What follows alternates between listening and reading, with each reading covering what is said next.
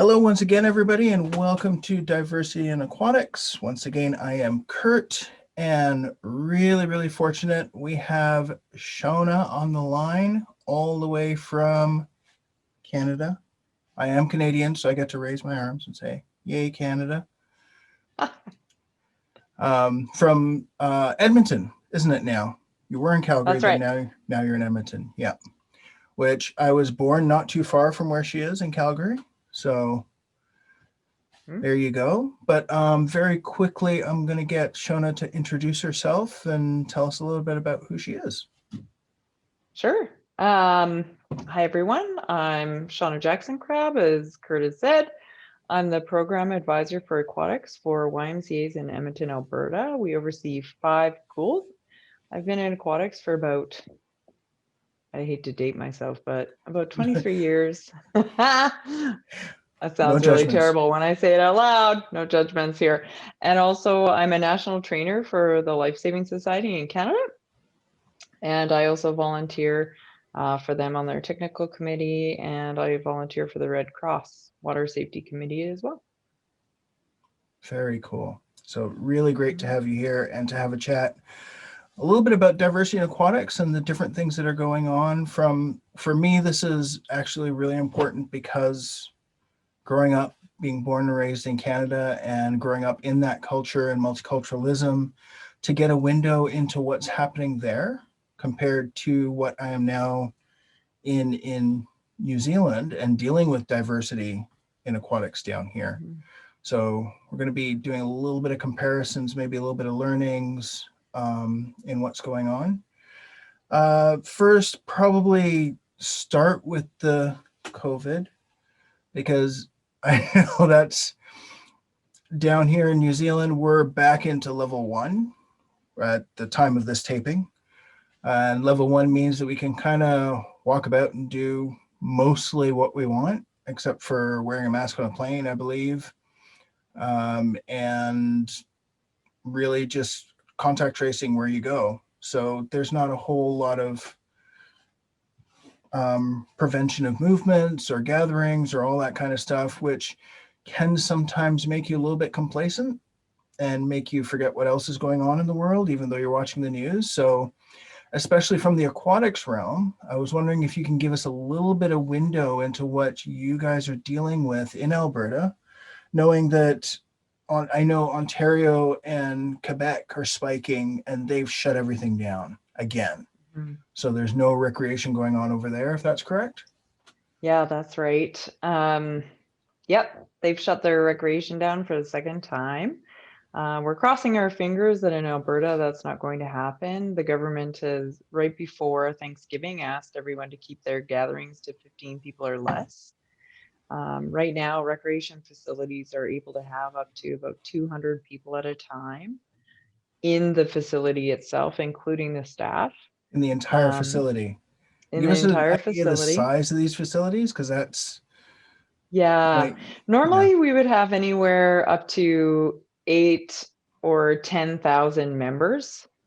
And so to restrict the amount of people to 250 in one building is quite hard. Normally we have about 90 staff members. Of course, we're not always working at the same time, but there can be up to about 400 people at a time. So we've had to book everything. Everyone has to go online and book their spaces. In Edmonton itself, we have mandated face masks in Alberta. So everyone coming into the facility has to be wearing a face mask. When they go to their activity, for example, if they're working out in the workout center or going for a swim, they're able to take their face mask off once they get to the activity. So in the hallways, in the change rooms, they have them on. And then when they get there, they take them off. They book their space so we know who's there. They do a pre-screen when they come into the facility, and so do all of the staff. So our members do like a 3-question questionnaire, kind of like the same one that you do when you go to the grocery store. Maybe not you, Kurt, but everyone. No, we don't do that going to the grocery store. No, lucky. The same one when you go to the grocery store, huh? Yeah, so it's, the typical screening for members, like, you haven't traveled within 14 days, you don't have any signs or symptoms, and you haven't Yeah. been near somebody that has had symptoms or other. Yeah. So for staff, it's about 30 questions. Wow. Every time you come in. Yeah. And what does it look like in the pool? I mean, as far as actual instruction and lifeguards and all that, that's, yeah. Yeah. So typical day, like you walk into the pool, people bring their face masks onto the pool deck. So after they take their shower, they put them back on, they come out onto the pool deck. They usually bring a bag or something to put it in. Yeah. And the layout of the pool, they book each lane. So right now we're running 2 lanes wide, 4 swimmers. So you can stop one in each corner. So they're still like 4 meters apart, basically. Right. For Aquafit, we have the lanes in, which is an abnormal thing to do in aquatics, as you might know. It's just to kind of separate some of the swimmers and to deter them from bobbing around as much as they normally would. For lessons, our instructors are wearing face masks, like not face masks, sorry, face shields. A face shield. Okay. Yeah. And we had a training the other day. I got to experiment with it myself. I can honestly say that the face shield is nicer to communicate with parents and children because they can see your whole face. Right. But it's really hard on the ears because, you know, as all a the swimming sound is instructor, reflecting. yeah, and you're always yelling in the pool so everyone can hear you. So you're kind of deafening yourself as you teach. Great. Yeah, it's an unexpected thing that you kind of have to deal with, but it's all right. It's not bad. Just slight changes. Slight changes. Slight changes. We went from a 2,000 children program, like at one facility, and we're down to about 400 children swimming lessons due to spacing, amount of people in the change room. We can only have 50 children in one time block because that's considered a cohort in Alberta. So we have to do that. We also have people changing in the lobby, like wearing their bathing suits to the facility, coming through the lobby, coming through the change rooms. Spacing on deck has been moved around, so nobody's like standing next to the next swim lesson group. And as you know, that's a tough thing to do at some facilities. And yeah, we have 10 minutes between classes now, whereas before you're trying to be as efficient as possible, having like less time between lessons, so you could offer more. Well, that must be nicer. Maybe yeah, it's nicer for the instructors. Yeah, it's nicer. Yeah. It is nicer. Cool. No, that's a vast contrast from what's happening here, obviously. I know that there was some distancing going on and things like that at a level 2 where we were at. Okay. But it really depends on the pools and the instructors and what was happening. It was technically supposed to be a meter apart. So there was some issue with that. I think it depends on the size of the program as well, what was happening. But it was short. So I think by the time everybody started kind of getting into the groove, we were back into level 1 again. So yeah. You guys are really lucky. We've had to sorry, go ahead. No, go ahead. I was gonna say we have to do formations a lot more, like be cognitive of that and use a lot more flotation equipment than we did before, just to make sure the classes are spaced out. And we're also disinfecting all of our equipment between each class. Right. Yeah. Yeah. So I do know in the beginning I was watching Starfish Aquatics, who I'm trained through in the States. Oh, yeah. They were doing a lot of work to help prepare instructors and prepare facilities, and especially in the beginning when everybody didn't quite know what was actually happening. So everybody was kind of going, okay, this is what we know so far, and this is what, but there's a lot of creative development in, and this is something that was said during those tutorials, which I really believe in, because that's kind of a little bit of what I'm doing down here, is a little bit of reinventing swimming classes. that some of the things that we learn through this process, we might actually keep. Some of the things might actually be something that actually works. Interaction with parents was one thing that was suggested that could increase, where you could actually have the parent in the pool with the child as opposed to the instructor having contact time all the time. And that's something that you might want to integrate. So those kind of things that actually you can kind of, the silver lining, so to speak. And I don't envy them in the States at this point for where they're at, but hopefully that silver lining will come through at the end. Yeah, I cross my fingers for them every day, because I know it's even more at the forefront than we are in Alberta and in Edmonton a lot of the time. Yeah. So shout out to all the instructors out there who are on the front lines. Whoop, whoop. And lifeguards and all those people who we kind of forget are a little bit in harm's way in doing that kind of stuff. So there you go. Yeah. But we'll move on from that to lighter conversation. Okay. Let's try. Lighter conversation. Let's think about what else. Survival 2020. Or Survivor 2020. It was good. I did not see all the presentations yet. Because of the time difference, there are only about 3 or 4 that I want to see that were actually in my time window. Because I'm really, really sorry. 6 a.m. and 5 a.m. times are probably not going to be my favorite situation. It'll be exactly like uni. I'll be sitting there with the cup going, I wouldn't get anything out of it. So so I did the late morning afternoon sessions, and then they are online now as well, so we can actually chime in and watch them. But Kurt, one of the ones that was really good was in focus here. Am I Sorry gone? for interrupting you. Yeah, you're not in focus. Yeah, you got to put something. I'm gonna have to edit that. Wait. You look like the foggy guy.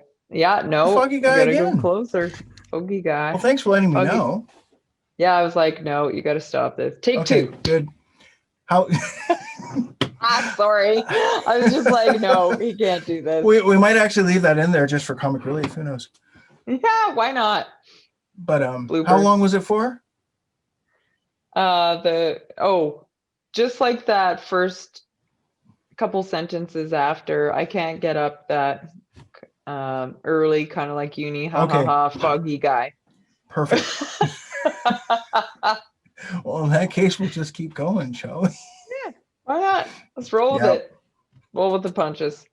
So that's what it's good for. I was gonna talk about the first, or one of the first ones on the first day was, actually I have the name here, Justin from the US in regards to CPR First Aid. Justin Simsbrock. Justin Simsbrock. Yep. Doctor of medicine and ER doctor, and I don't know how he gets time to do all the things that he does, but there you go. But he's also on the Starguard. He's one of the Starguard advisors, which is the lifeguarding program that I went through in the States. And really, really interesting for him to talk about COVID specifically, response to COVID, how we handle the COVID situation in CPR and first aid. And probably yours, what we're doing now is going to air in the next couple of weeks, but on next week, Friday, October 30th, it's Water Safety Month down here in New Zealand. Oh, wow. Great. So, because we're going into summer. So, yes, that's right. It's snowing here now. So, yeah. That's how I know. Yay, Edmonton. Woo! So, we're going to try and have a day which is focused on CPR and first aid for aquatics specifically, as in letting everybody in aquatics know that, hey, water safety, CPR and first aid, they actually go together. It's not 2 separate things, as it were, because it's all part of the whole of trying to keep somebody safe around the water or know how to protect somebody else. Yes. So, prevent, preserve, protect. All that. So we're going to have a day just trying to social media post on that. But yeah, it was really, really interesting to see the adaptations and the considerations and how they're talking about it, especially from a US point of view as well. Hmm.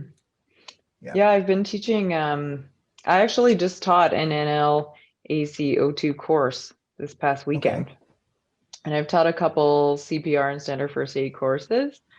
A lot of the interesting details, like our Life Saving Society in Alberta and Northwest Territory recommends, like the goggles, face shield, like Oh, face yeah. mask. It depends what type of first aid that you're doing, but they're recommending Right. like gowns and gloves and these kinds of things. So not Yeah. only are you teaching and recertifying people on just the regular standards, then you're saying, hey, Right. while COVID's around, you're also using these items. So that's been interesting. I think a lot of the people coming to the courses have found that refreshing in a Yeah. way, because it's like a new perspective on something that they've done for a long time, like especially lifeguards, Okay. because they do the same things over and over, right? So Yeah. to add kind of like a few more details, but I have to say it kind of trips them up a little bit when they're going to rescue. Like I don't know if the woman from Phoenix was at the Red Cross conference. Oh, I'm not Kurt, I'll have to sure. find her name. But she Yeah. trains in the US, and they have 29 outdoor pools between her and another woman. She does the same Mm-hmm. job as me, just with more facilities. Okay. And yeah, and they talk about how lifeguards freeze when they go to rescue Right. people. Mm-hmm. So there's like the factor of like rescue freezes basically. Mm-hmm. And I was thinking about that when I was teaching standard first aid and CPR, because there were some moments when I had to go, okay, and now it's COVID, what would you do? And they're like, all right, I put on my goggles. Like I do these other things. Um, so it's been interesting to see how the staff kind of pivots Right. in those situations, and also like just adding an extra step here and there also sort of messes with their Because you're rescue so trained skills. into the system that because that's part of the point is to train so that you don't have to think as much when you're Right. It's actually in the like a situation. checklist, Yeah. right? And that's why they always Exactly. call lifeguards in your facility in when somebody's in the Right. fitness center and they're down, get the lifeguard. Yeah. Mm-hmm. Yeah, because we're just That's trained to that level. that's actually an interesting point. This is an aside, but just out of pure Yeah. curiosity, is Mm, there a requirement for your swimming instructors to be trained in CPR and first aid? And that's not a absolutely. criticism. There is. Okay. Nope. There is. All of our all of ours at our facility have to have their standard first aid minimum and their bronze cross. Okay. And they also come to all of our in services where we train lifeguards, and we don't let them sit on the sidelines when we're doing lifeguard rescue skills, and we don't make them watch. We say, you know what? One day you're going to be a I'm lifeguard, so you're going to do this today. And I'm they're so great about happy you it. said that. I'm so happy you You're said that. I welcome. don't know how many places do that. Is that normal? Um, I haven't worked at a lot Yeah. that do that, but this one, maybe it's just my own philosophy. But I feel Right. like if you're going to be at the facility that the lifeguards are at and the instructors are at, you need to know what will happen in the event of an emergency. You don't have to be the one rescuing in the emergency, but I want you to know that if somebody was near you and you can help them and you've tried it before, why would you just call the lifeguard when you're right there? So here's why I say that, because I've been thinking a lot about this as I'm developing my program here with Global Swim Pro and Mm, training an instructor through. And the big difference in what I'm doing is that I'm aiming for that diversity and inclusion factor. So you're dealing with different yeah. cultures and different languages and all of that. But a Hmm. lot of what they're going to be dealing with is predominantly adult. Yeah. There might be a few kids, but really older international students, high school, university, adults from different cultures and different groups, parents, those are the ones that are actually going to be the focus of the program that I'm doing.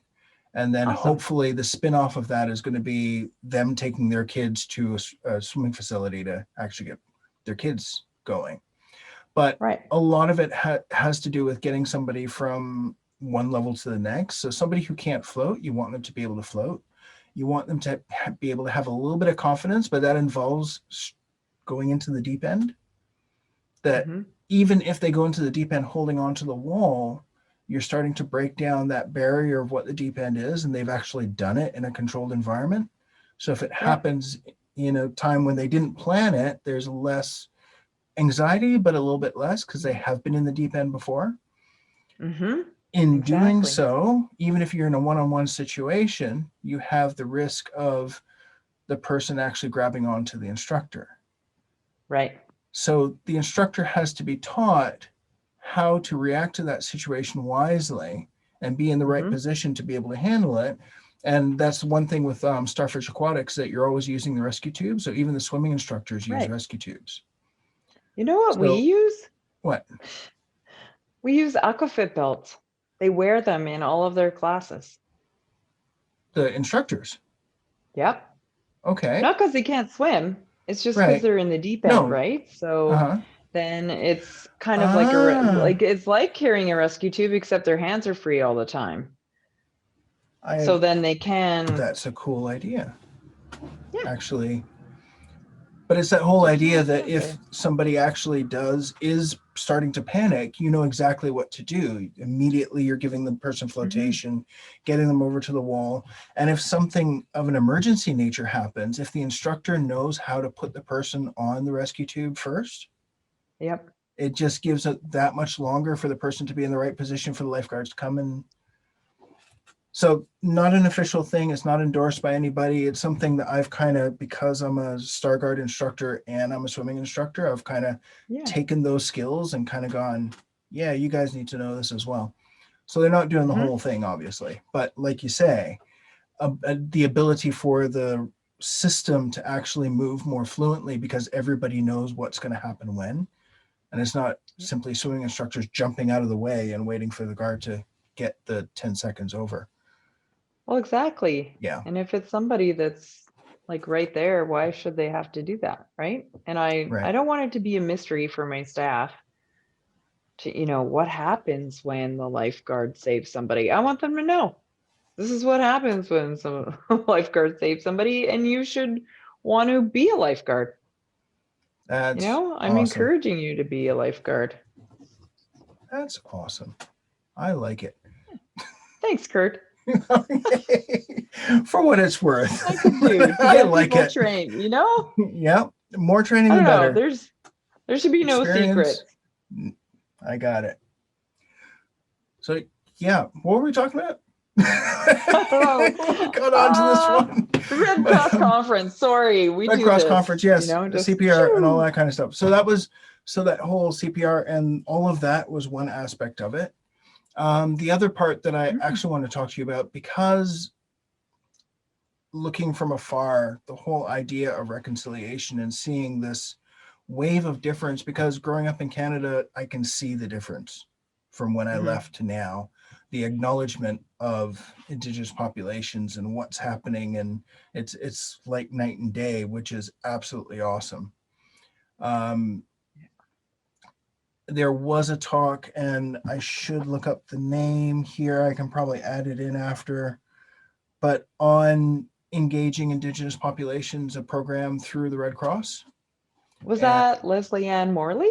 That might very well be. Let me actually look. Fostering partnerships with Indigenous communities, Leslie Ann Morley. Exactly. Awesome. So she was doing that talk. She was absolutely awesome.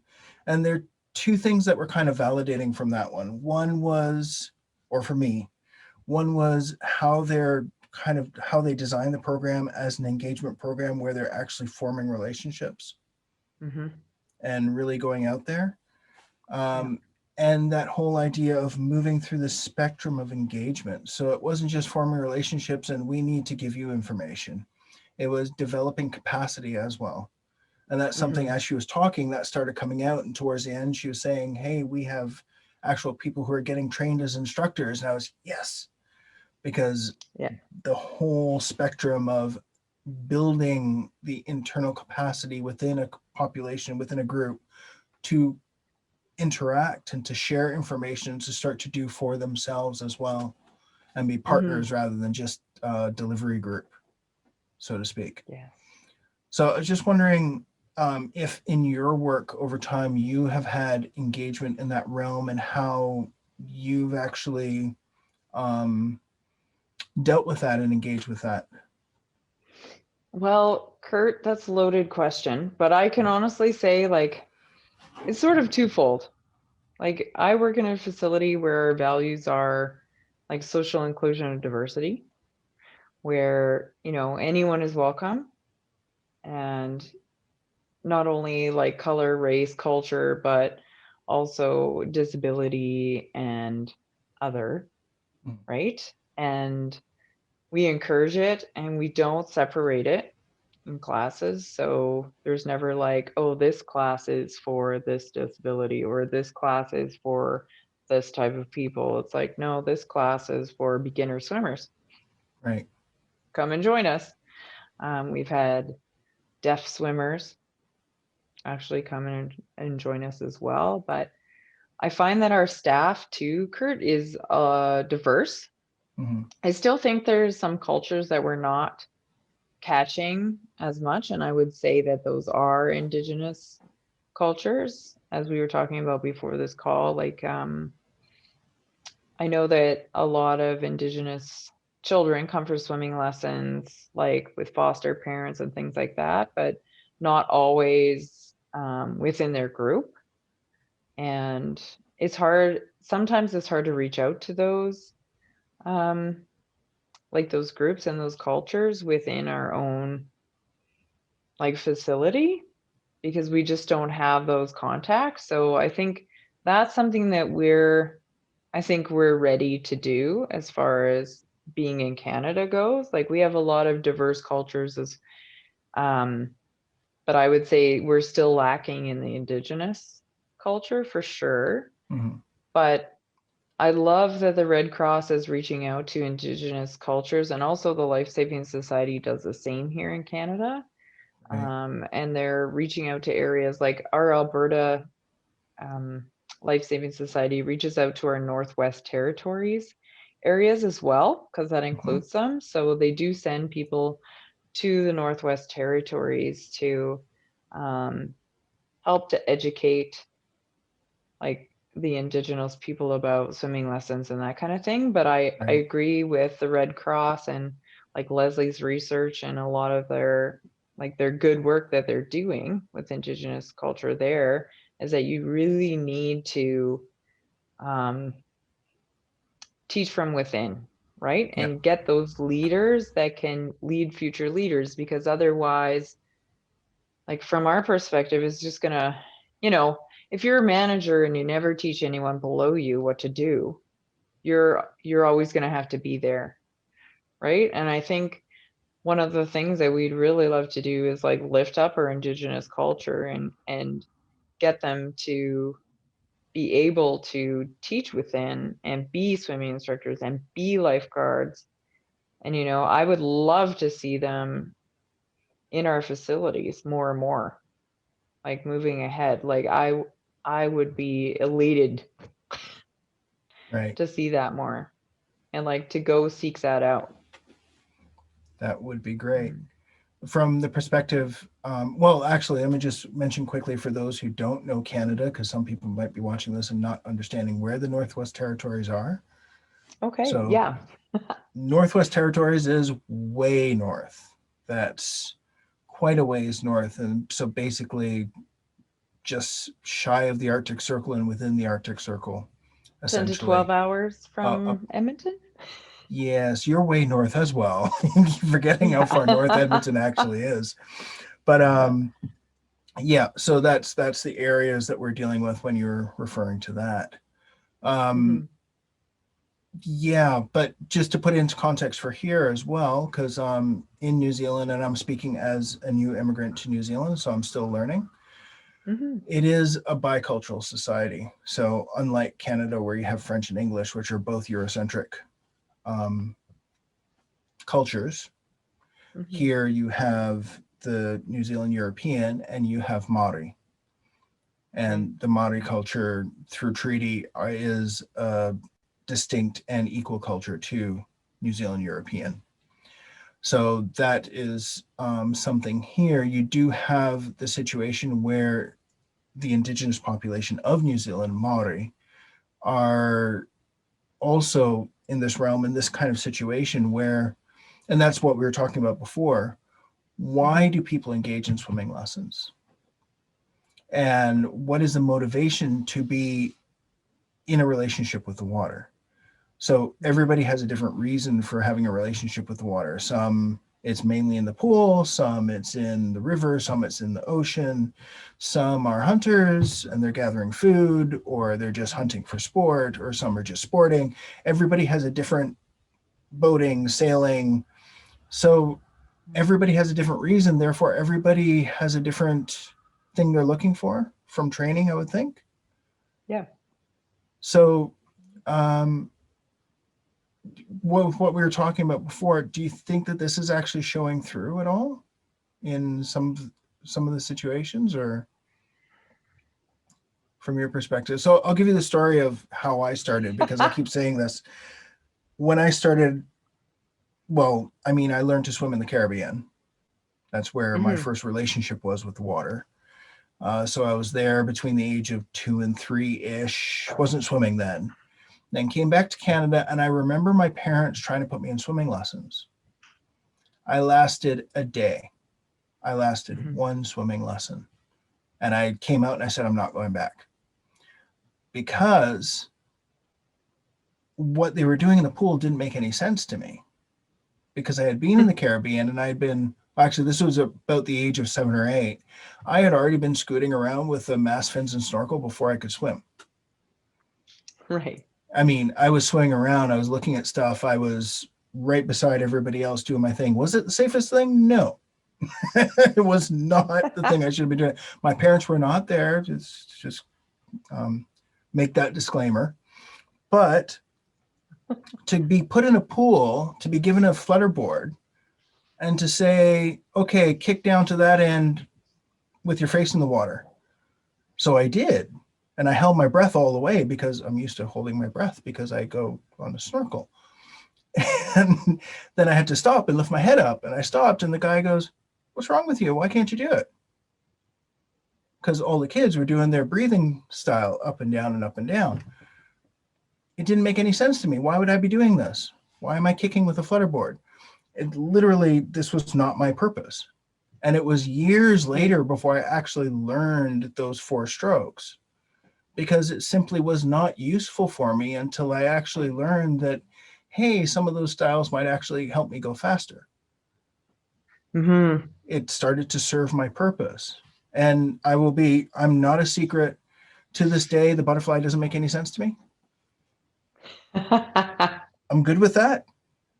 I'm not going to say it. People love the butterfly. I have no criticism to that. But I'm not going to butterfly when I come up from a scuba dive. So that's my purpose is a little bit different. You have no use for it. You have no use for that, Kurt. It is not my style. Let's put it that way.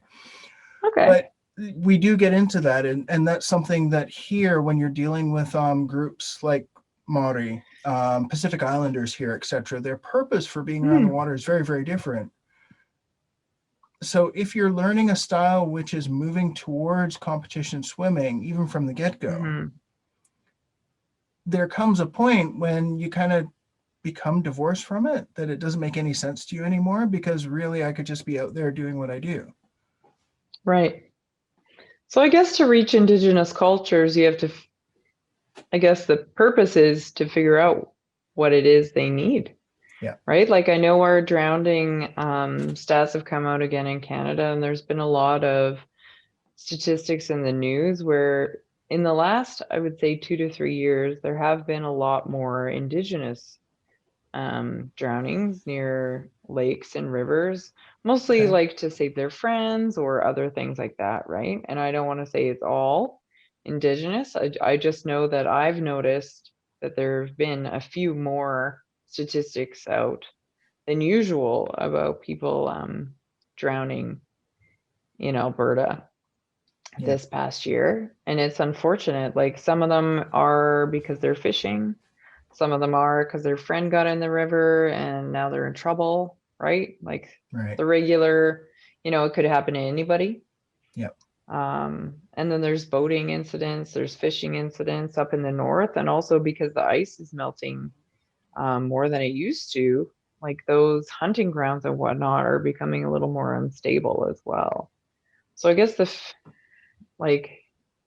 question we have to ask ourselves is, like, are we going at this from like our perspective and what we use swimming for? Or are we going at this from an indigenous perspective and what like the people would want to use this for, I guess, is the case, right? Like you've just pointed out, when you come from the Caribbean, you're already strapping on your stuff and you're going, like you're scuba Steve. Right? You're scuba Steve. Not quite at the age of 7, but we'll go with that. Right? And then like maybe we need to look at this from a water safety perspective. And then the other case is, like, where are the leaders that can help to drive this in the future? Yeah.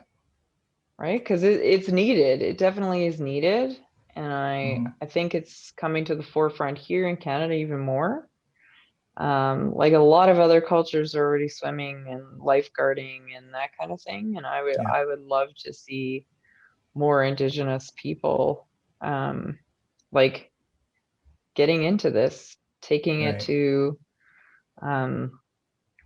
their groups. To, like, a lot of them live near lakes, rivers. Like a lot of indigenous groups live near those areas, right? Because they have land in Canada, and I would love to see them be able to, make their own swim club and their own swim school, and, push those leaders up, because we need them. Yeah, agreed. And just to kind of flip it on its head a little bit, and the name escapes me once again. I'm not very good with names. And again, everybody who knows me knows this, so it's all fine and good. The swimmer in the States, there's Simone, but I forget her last name. But there are a lot of Simones which are in sports recently. My sister's name is Simone as well, so lots of Simones. Cool. But you are starting, it's very similar. You see this in sports a lot, where there's kind of that situation where the sport is not very diverse. Yeah. And it's kind of accepted that that's kind of what the sport is. And we saw it in tennis, skating. Now we're seeing it in swimming, where all of a sudden that diversity is starting to creep through, and we can say it plain for what it is. A lot of it's economic. A lot of it is perception of the sport. But when you see interviews of those people, and here in New Zealand, there are some Maori and other cultures who are moving up through as well and starting to get into competition. When you see interviews with people like that, they do talk about how isolating it was to come through the system. Yeah. As being someone different, as being from a different culture, as being from a different person. And you hear those stories. So I'm not sure I have a question here, but the idea of the inclusion factor, of how we actually shift things so that no matter who's coming through these lessons, everybody knows that all pathways are open to them. Right. That there isn't just one direction to go in. And there are going to be some people who are going to love the idea of competition swimming. It is something really cool, and a lot of people love doing it, and a lot of people excel. But I don't think we have all the players in the game that will actually move the sport to where it needs to be. I totally understand where you're coming from, Kurt. Like, I would say that my staff is very diverse. Like, I'm very lucky. Like, I know that I have staff from all cultures and backgrounds.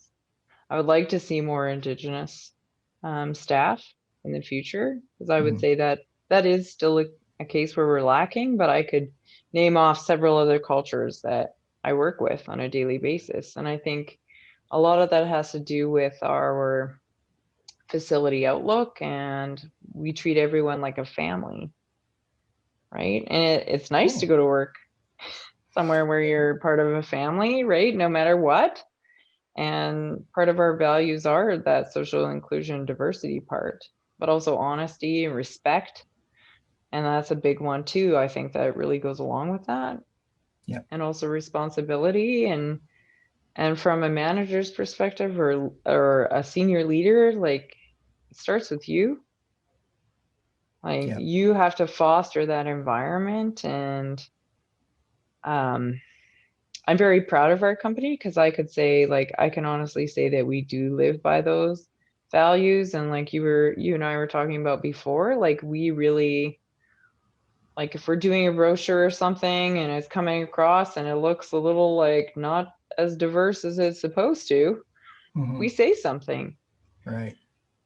And I think if leaders and managers put that more into the forefront of their mind, I think that's going to develop, like, younger leaders better. And also that inclusion factor, right? Like, I've traveled, so I've been to countries where I'm the blonde girl, the only one in the room, right? So I feel very privileged in a lot of ways, but also I've been able to experience that. And I wish a lot more people of my privilege would be able to do that and put themselves in those kinds of positions, because I think that would also develop leadership a lot different than it is now. And, like, putting aside our differences and really, like, really, are we that different? Nope. No. I am not going to add anything onto that, because that's a perfect way to pull it to a close, I think, if you're okay with that. I'm totally okay with that. Awesome. So wrapped up. Thank you so much. I am going to turn this off now, but don't go away. We'll talk afterwards. But thank you very much for this. It was really, really good. And I hope others get the benefit of your perspectives as well. Thank you, Kurt. Well, thanks for having me today. Not a problem. All right. Yeah. We're just going to shut this off. Hold on. Sure.